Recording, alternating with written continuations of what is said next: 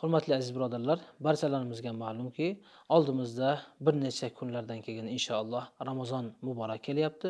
Ramazon oyida qilinadigan xos amallar bor. O'sha amallarning biri bu tarovih namozi. Tarovih namozi necha kun o'qiladi va kimlarga sunnat va uni tariqalarini inshaalloh hozir aytib o'tamiz.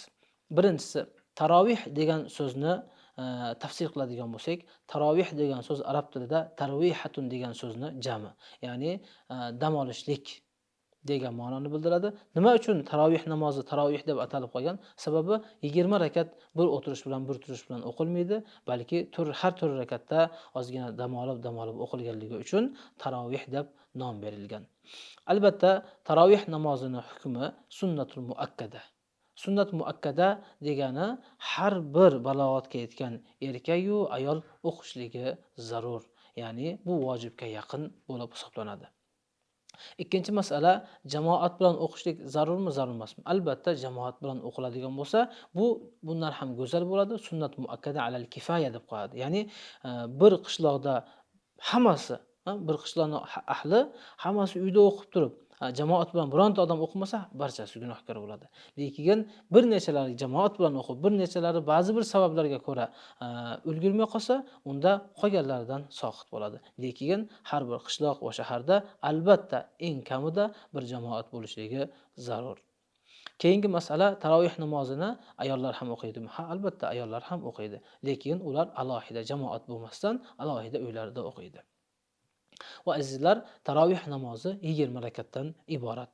Tarovih namozini xususiyatlaridan biri, tarovih namoziga qisqa suralarni o'qib, qisqa tez vaqtda tugatsa ham bo'ladi, lekin Qur'onni boshidan oxirigacha xatm qilib, tarovih namozida o'qib chiqadigan bo'lsak, bu sunnat bo'lib hisoblanadi. Ulamolarimiz aytadi: "Va la yutraku likasalil qawm." Odamlarni, qavmni, jamoatni o'sha dangasaligidan xatmi Qur'onda tashamaymiz. Ya'ni xatm Qur'on bu zarur amal. Agarda o'zimiz qiladigan bo'lsak, bu yaxshi narsa. Agar yo'q deganda o'zimiz qila olmasak, unda boshqa jamoatlar, qorilarni masjidimizga olib kelib bo'lsa ham yoki qorilar xatm bo'layotgan masjidlarga borib, qo'ldan kelishicha o'sha xatmlarga qatnashishga harakat qilaylik. Aks holda ba'zida shunday bir masalalar ro'y beradi. O'zining masjidida xatm Qur'on bo'layotgan bo'lsa, o'sha masjiddan boshqa yerga ketib qolishlik bu yaxshi narsa emas. Nimaga? Men masjidimda uzoq o'qiladi, uzun o'qilar ekan, boshqa masjidda 10 ta sura bilan o'qib tezroq kela olaman. Albatta namozingiz qabul, lekin xatm Qur'on qilingan tarovih namozining savobi bu ko'proq bo'ladi. Shuning uchun xatm Qur'on qilinayotgan masjidga borib o'qishga har birimiz harakat qilaylik. Va oxirgi aytiladigan masala, tarovih namozi eng yaxshisi 2 rakatdan o'qilsa bu yaxshiroq bo'ladi. Ammo 4 rakatdan o'qsa ham joiz, lekin 2 rakatdan o'qilgani bu yaxshiroq bo'lib hisoblanadi.